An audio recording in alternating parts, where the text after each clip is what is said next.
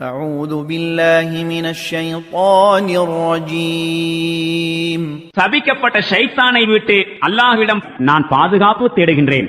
قل الله أعبد مخلصا له ديني கூறிவிடுவீராக, நான் என்னுடைய தீனை கீழ்ப்படிதலை அல்லாஹ்வுக்கு முற்றிலும் உரித்தாக்கிய வண்ணம் அவனையே வணங்குவேன். فاعبدوا ما شئتم من دونه قل إن الخاسرين الذين خسروا أنفسهم وأهليهم يوم القيامة ألا ذلك هو الخسران المبين.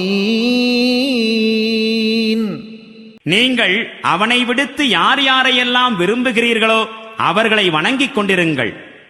கூறுவீராக, மறுமை நாளில் யார் தங்களையும் தங்கள் குடும்பத்தாரையும் இழப்பிற்குள்ளாக்கினார்களோ அவர்கள்தாம் உண்மையில் திவாலானவர்கள். நன்கு கேட்டுக்கொள்ளுங்கள், இதுதான் அப்பட்டமான திவாலாகும். لهم من فوقهم ظلل من النار ومن تحتهم ظلل ذلك يخوف الله به عباده يا عباد فاتقون. அவர்கள் மீது நெருப்பு குடைகள் மேலிருந்தும் கீழிருந்தும் மூடியிருக்கும். இத்தகைய முடிவை குறித்துதான் அல்லாஹ் தன் அடியார்களை அச்சுறுத்துகின்றான்.